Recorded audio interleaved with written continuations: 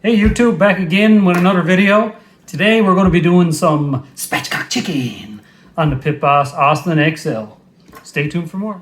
Alright, let's go ahead and get this chicken cut up, I guess. So today we're going to be seasoning with some barbecue Pittboss poultry powder.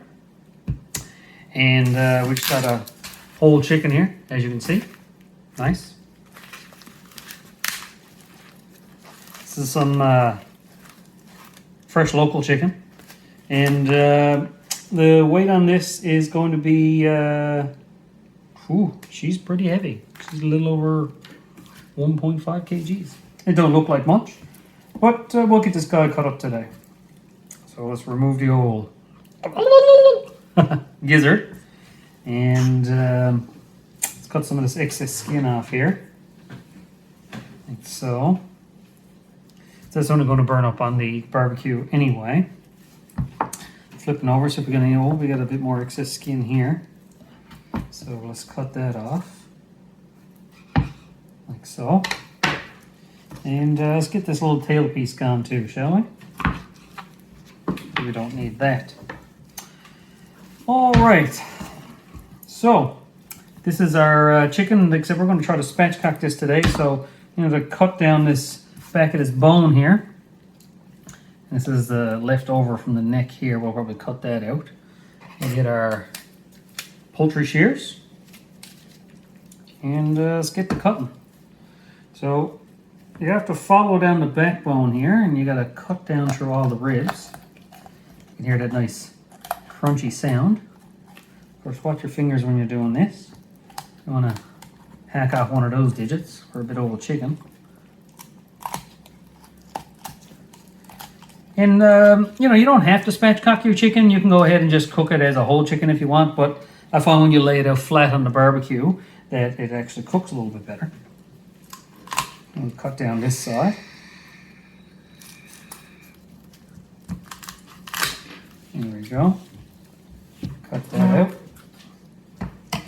Then we got our whole chicken here. Now you have to lay it flat. And you got to break the breastbone. So to do that, I usually, it's almost like you're giving it CPR. Put your hand down and you hear that? That means that your breastbone is broken. You hear that little snap? So I'm going to go ahead and add some seasoning. So take my glove off here and get our seasoning out and give it a little dusting. I want to season this pretty heavily. I'm not using any binder because the moisture on this chicken should be more than good enough. Pat it down nice and dry. Let's give it a little flip. I want to season both sides.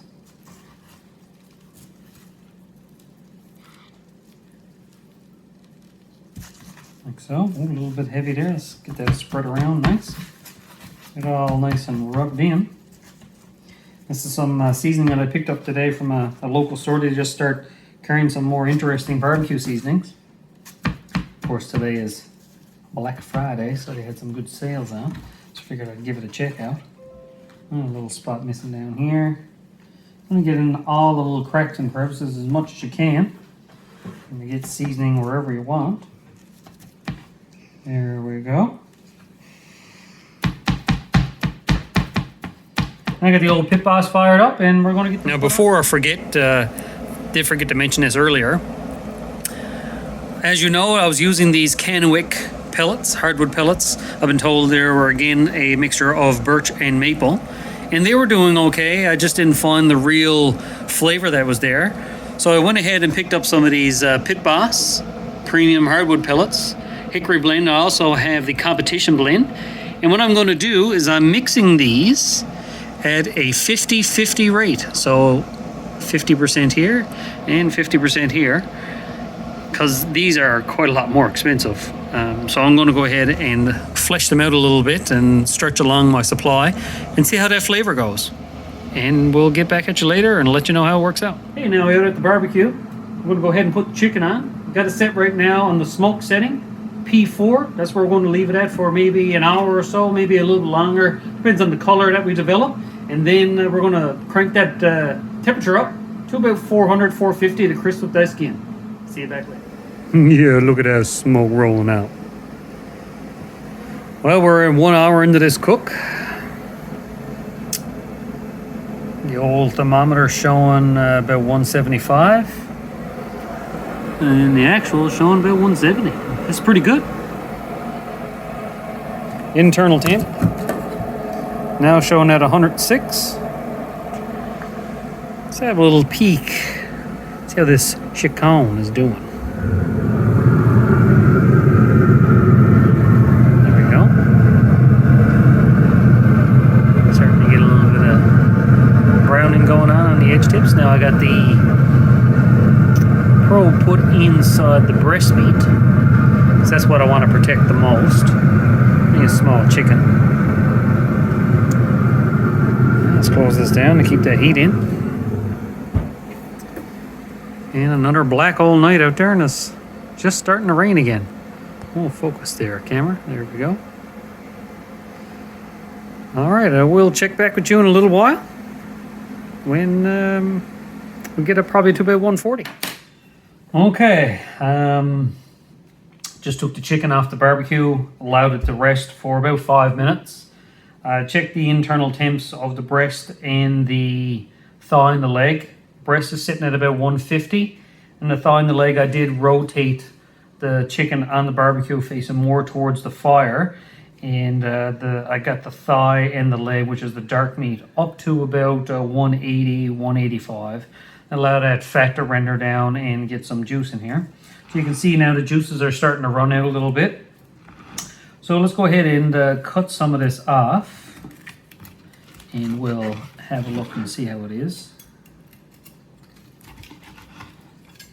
Yeah, you can really see that. And the fat's rendered down. Let's cut this wing off here. Get in behind that drum. Break this chicken down.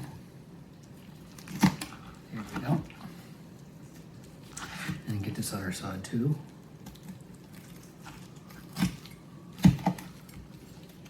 There we go. And let's take a few slices of the breast. Look at that. How moist that is. Look at that. That fat rendered down, nice and juicy. Well, let's have a taste test and see how it is.